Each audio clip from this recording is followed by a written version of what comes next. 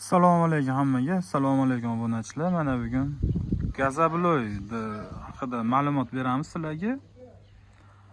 Xo'p, bugun sexdan video qilyapmiz, sexga kelganmiz. Ko'rishingiz mumkin. Gazabloylarda avtomat reskada. Xo'p, gradus baland pechlarda, ikki bosqichli pechlarda pishib chiqqan gazabloylar bo'ladi bular. Xo'p, razmerlari hamma yo'q a'lo darajada. Manzilni tushuntirib o'tsak, Farg'ona viloyati Toshloq tumanida Zarkan-Kuridan kirganda.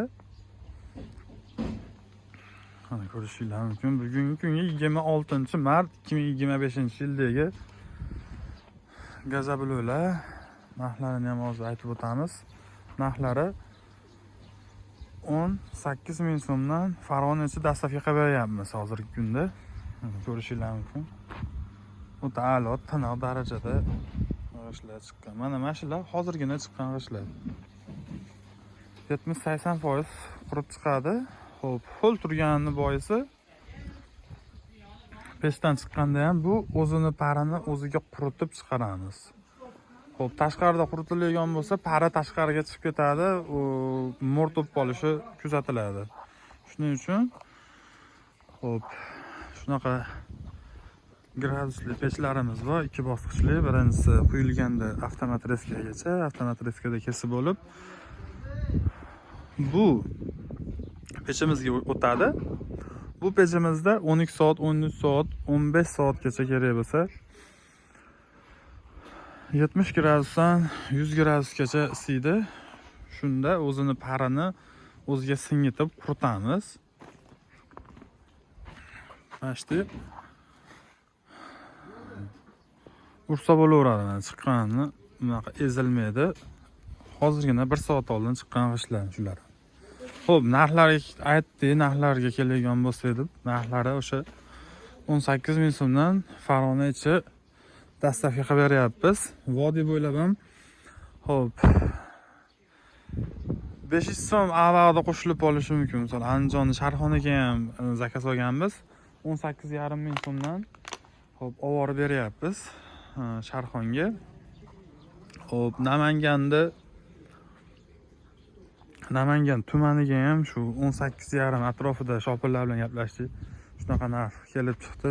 Unga ham shunaqa. Hozirgi kunda 10-15 kunlik zakazimiz bor. Shuni hisobga olib telefon qilaverasizlar, zakaz qilib qo'ysalaring. Xo'p, o'sha aytilgan kunida idealni qilib yetkazib beramiz. Mana bu yoqdan ham xo'p, hozirgi soat abaddan keyin 2:30 bo'ldi. Xo'p, mana ko'rishingiz mumkin. Pechlarni ochganmiz, ichkarida 7-8 qolib g'ish qolgan. Mana ko'rishingiz mumkin. O'ta idealni darajada. Mana ko'rishingiz mumkin. Xo'p, bu yoqda quyish jarayoni ketyapti. Hop, mana ko'rishingiz mumkin. Yasin sementlarda qo'yamiz. Konch yoki ves boshqa sementlarda emas.